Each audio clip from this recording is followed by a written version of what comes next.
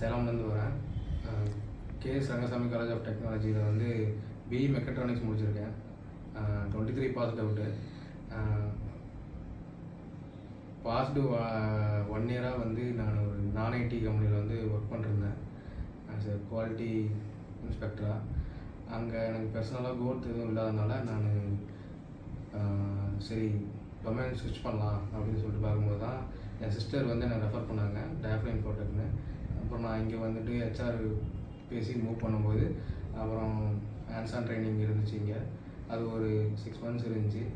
ஆனால் நான் 5 monthsலேயே முடிச்சிட்டேன். ட்ரைனிங் முடிஞ்சது. பர்சனல் இஷ்யூவாக தான் நான் நேட்டிவ் போயிட்டு அங்கேருந்து ஆன்லைன் அட்டன் பண்ணிருந்தேன்.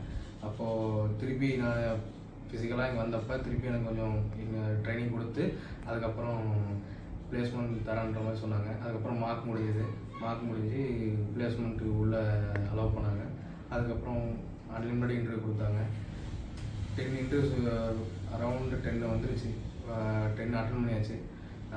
நான் செலக்ட் ஆகலை 10லேயுமே. ஏன்னா கம்யூனிகேஷன் கொஞ்சம் லேக் இருக்கனால செலக்ட் ஆகாமல் இருந்தேன். அதுக்கப்புறம் 11th இன்டர்வியூ நான் பிளேஸ்ட் ஆகிட்டேன்.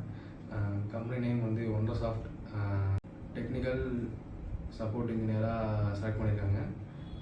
சேலரி வந்து 2.5 LP சொல்லியிருக்காங்க.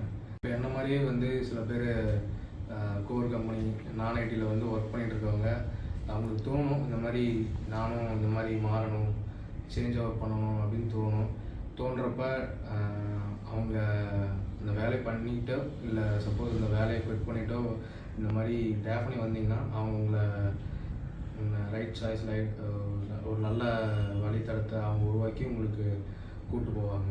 தேங்க்யூ.